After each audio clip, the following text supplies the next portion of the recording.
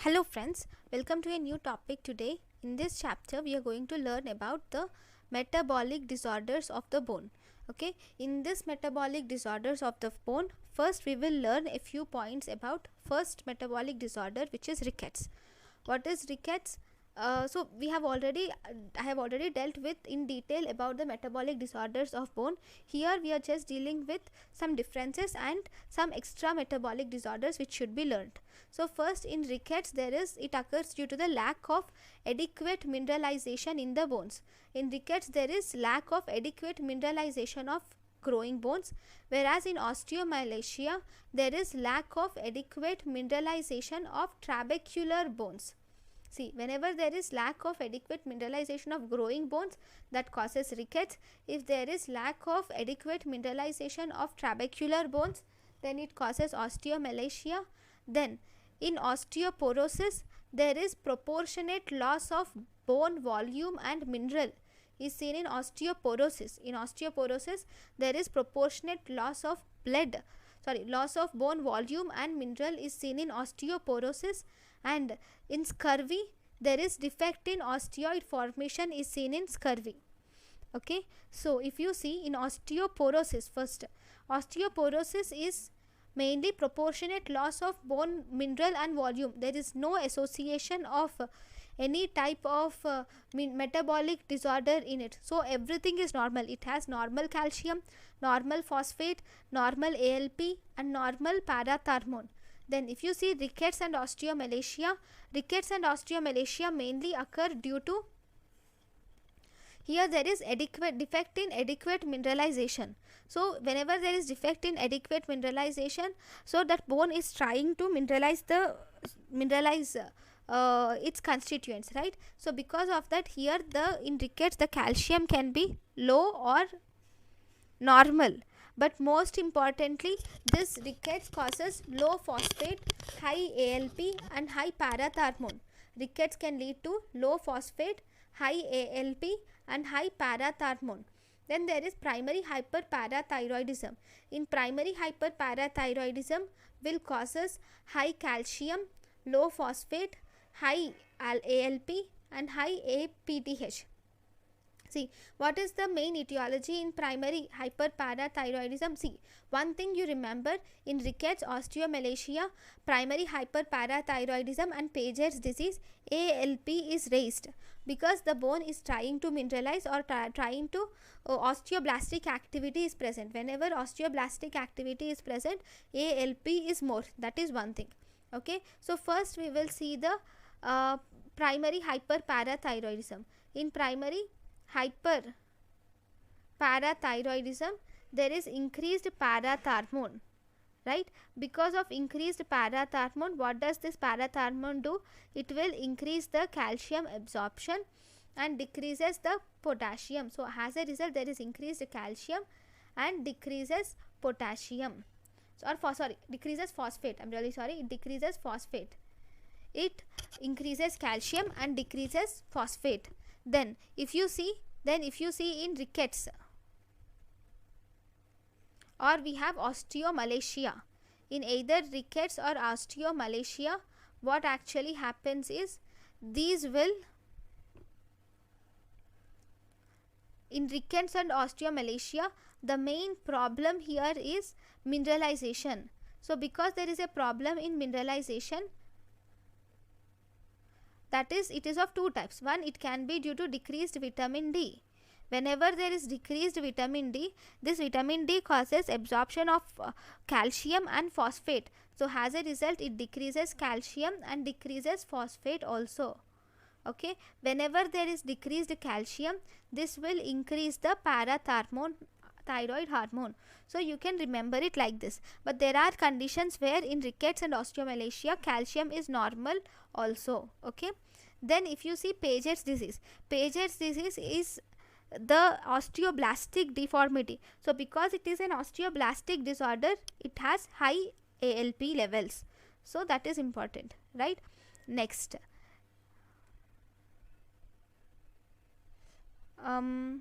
fine.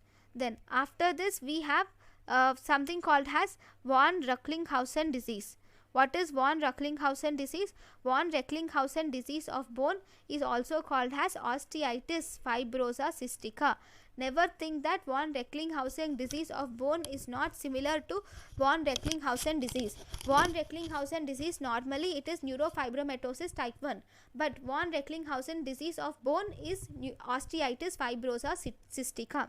So in this osteitis fibrosa cystica, there is fibrosis, and that is, here in this, the bony trabeculae are mainly replaced by fibrous tissue. So here normal bony trabeculae are replaced by fibrous tissue, and there is cystica, means there is cystic cavities are present in the bone, and these cystic cavities are filled with blood.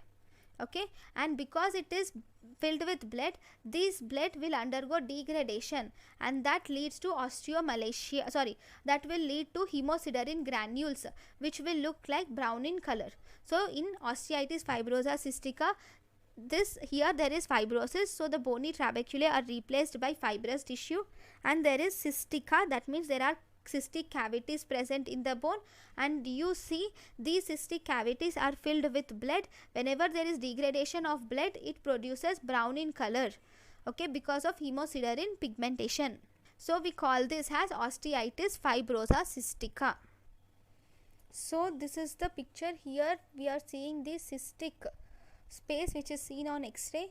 Here this is the picture of hyperparathyroidism, which is brown tumor. Okay, this picture is from Robbins. Here you can see these are the cystic spaces which are sometimes filled with blood, and this picture, this is the one which is nodular lesion, which is showing fibrous tissue proliferation with multinucleate giant cells. Okay, it will appear brown color due to vascularity. It is seen and there is even here also you can see some brownish deposits, which are hemosiderin deposits are also seen. So this is osteitis fibrosa cystica.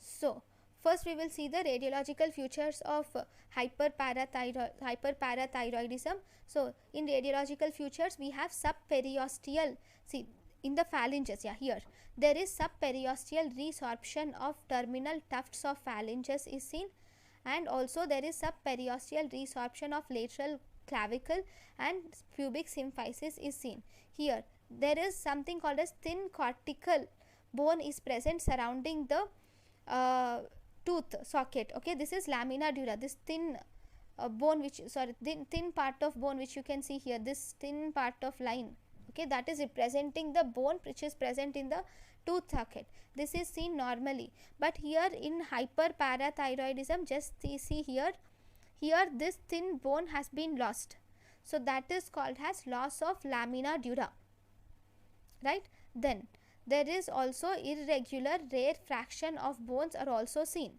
Here you will also see irregular rare fraction of bone with generalized osteopenia, thinning of cortices, and indistinct bony appearance can be seen. I have already told you about the brown tumor, right, which is seen in hyperparathyroidism.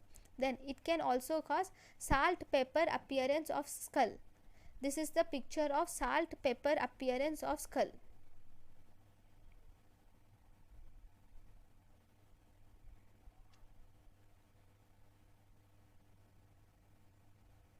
I'll show you one more picture of skull. So in this picture here you can see the salt pepper appearance of the skull. Okay, next we also have this is also associated with sometimes avascular necrosis, rarely. Okay, the treatment of this hyperparathyroidism is usually conservative, where you should give adequate hydration and decrease the calcium intake. We will also have to do parathyroidectomy in certain cases.